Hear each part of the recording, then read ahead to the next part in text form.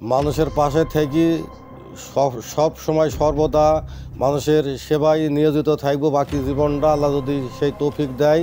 শেখ হাসিনা সরকার ক্ষমতাচ্যুত হওয়ার পর জাতীয় নির্বাচনের আগে স্থানীয় সরকার নির্বাচন হতে পারে এমন সম্ভাবনার আলোচনার মধ্যেই মেহেরপুর জেলার গাংনী উপজেলার ৮ নম্বর ধানখোলা ইউনিয়নের ২ নম্বর ওয়ার্ডে আজান, যোগিন্দা ও বাহাগুন্দা গ্রামে নির্বাচন ঘিরে শুরু হয়েছে নানা আলোচনা। এই ওয়ার্ডের সম্ভাব্য প্রার্থী হিসেবে আলোচনায় রয়েছেন বিশিষ্ট ব্যবসায়ী ও সমাজসেবক দুলাল হোসেন।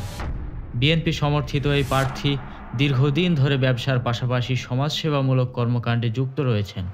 তিনি জনগণের সেবা, অর্থনৈতিক উন্নয়ন এবং সামাজিক মান উন্নয়নের লক্ষ্যে নিরলসভাবে কাজ করে চলেছেন। স্থানীয় সূত্রে জানা গেছে, দুলাল হোসেন একজন মানবিক ও জনদরদী নেতা হিসেবে পরিচিত। দীর্ঘদিন ধরে তিনি দরিদ্র ও সুবিধাবঞ্চিত মানুষের পাশে দাঁড়িয়েছেন এবং তাদের জন্য বিভিন্ন উন্নয়নমূলক উদ্যোগ গ্রহণ করেছেন। শিক্ষা, স্বাস্থ্য ও সামাজিক উন্নয়নের ক্ষেত্রে তার অবদান এলাকাবাসীর মধ্যে ব্যাপক প্রশংসিত হয়েছে। বিসমিল্লাহির রহমানির রহিম। আসসালামু আলাইকুম। ধানখোলার ইউনিয়নবাসী ২ নম্বর ওয়ার্ডের প্রত্যেকটা নেতাকর্মীকে জানাই আন্তরিক শুভেচ্ছা।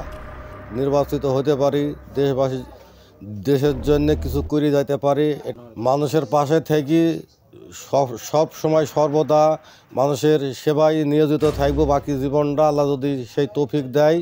তাহলে যদি দেশ এ বিষয়ে দুলাল হোসেন বলেন, জনগণের সেবা করাই আমার মূল লক্ষ্য, কিন্তু শেখ হাসিনা সরকার ক্ষমতায় আসার পর আমরা নানাভাবে নির্যাতিত হয়েছি। আমি চাই আমার এলাকার প্রতিটি মানুষ উন্নয়নের ছোঁয়া পাক। তাদের মৌলিক চাহিদাগুলো পূরণ করতে এবং সমাজের অবহেলিত জনগোষ্ঠীর উন্নয়নে কাজ করতে আমি প্রতিশ্রুতিবদ্ধ। স্থানীয় ভোটারদের সঙ্গে কথা বলে জানা গেছে, তারা একজন যোগ্য, সৎ ও জনবান্ধব প্রার্থী চান। আমি আজান এবং যোগিন্দা গ্রাম নিয়ে এই ২ নম্বর ওয়ার্ডের প্রার্থী দুলাল ভাই, আমার আজান গ্রামের পক্ষ থেকে দুলাল ভাইকে আমরা বিএনপির পক্ষ থেকে সবাই সাপোর্ট করি, যিনি তাদের দুঃসময়ে পাশে থাকবেন এবং ওয়ার্ডের সার্বিক উন্নয়নে কাজ করবেন। উল্লেখ্য, আসন্ন স্থানীয় সরকার নির্বাচনকে কেন্দ্র করে ধানখোলা ইউনিয়নের ২ নম্বর ওয়ার্ডে নির্বাচনী পরিবেশ ইতিমধ্যে সরগরম হতে শুরু করেছে। ভোটাররা আশাবাদী, এবারের নির্বাচনে যোগ্য ও দক্ষ নেতৃত্ব নির্বাচিত হবে, যা তাদের উন্নয়ন ও কল্যাণে গুরুত্বপূর্ণ ভূমিকা রাখবে।